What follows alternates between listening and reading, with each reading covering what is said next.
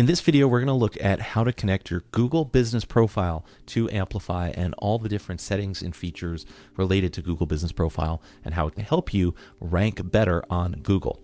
So the first thing you need to do is go to integrations, which is under settings. So go to settings at the very bottom and then go to integrations, and you need to connect two things. Now, this might already be set up for you during our onboarding process, but if not, this is what you're going to do. You're going to just connect your Google account, which is up here. And then after you refresh the page, you should see something that says Google Business Profile, and you want to connect that as well. And that one's usually down here near the bottom. And just make sure that when you click on manage, make sure that the proper page is connected. That's very important, and that's going to create that connection between Amplify and Google Business Profile. Now, if you don't know what Google Business Profile is, well, we should probably start there. Google Business Profile is a free resource from Google where you can have your business represented on Google, and you can sign up by going to business.google.com. It's absolutely free, and it's one of the most important things you can do for local SEO, search engine optimization, and it's just a great way to be able to collect reviews from customers, to share updates, and to basically share with Google what it is that your business does. So once you have it connected, everything that we're going to be doing is going to be under the reputation tab. Now, if you don't see any of the settings that I'm going to be showing you, just reach out to us. You can email support@earnworthy.com. We'll take a look, but you should see something that says GBP optimization, which is Google Business Profile Optimization. And that is one of the tabs here at the top under reputation. So you're clicking on reputation, then go into GBP optimization. And the first thing you're going to see, if everything is connected properly, is your Google Business Profile score. And this is your optimization score. So here it's telling me for this account, we were at an 11 out of 16, and now we're at a 13 out of 16. So we're making some improvements. And it's going to let you actually edit your Google Business Profile information directly so that I don't have to go to business.google.com. I can do everything here. You want to make sure this is as complete as possible. For instance, here you see we're missing some services. So we're going to add some here, and we can do that very easily by adding custom services. I'm going to leave that for later though. Now, if you have a specific address for your business, of course, you should add that, unless if you're a work from home business or you just have a service area, you can add that as well. You don't want to mislead Google when it comes to the address. If you have a shared office, a PO box, just a mailing address, or any type of like co-working space, that is not going to work as an address, and you want to be very careful to follow the rules when it comes to Google Business Profile, or else it's just not going to get verified. So once you have that all filled out, another really important thing to check is to make sure you have images. Images are one of the most important ranking signals for a Google Business Profile, in addition to having reviews. Obviously, reviews are probably the most important thing, but you want to have images, and you also want to make sure that you are regularly updating your Google Business Profile with social media posts.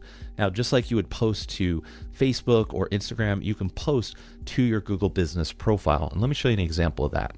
Here, I just did a quick search for Earnworthy on Google. You can see my Google Business Profile over here on the right. And you see here in this section, you can see there's several posts here. And there was one from 2 days ago. And I can add updates directly here within Google.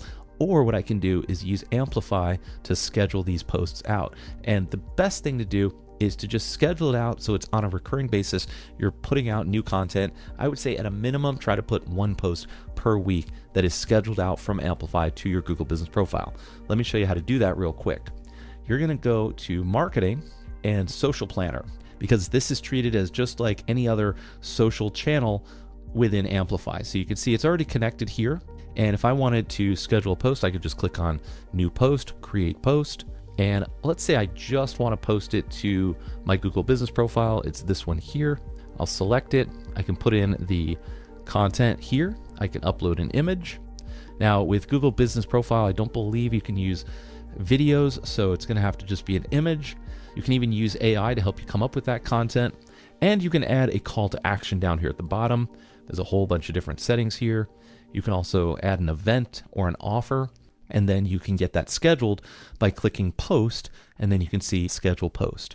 So what I personally do is I schedule it out a month in advance so I don't have to worry about it, and I know that content is going to go out consistently, because it's very important to be collecting reviews, to be posting regularly to your Google Business Profile, and to make sure all of those categories and settings that we were just looking at under the GBP optimization are complete and fully filled out.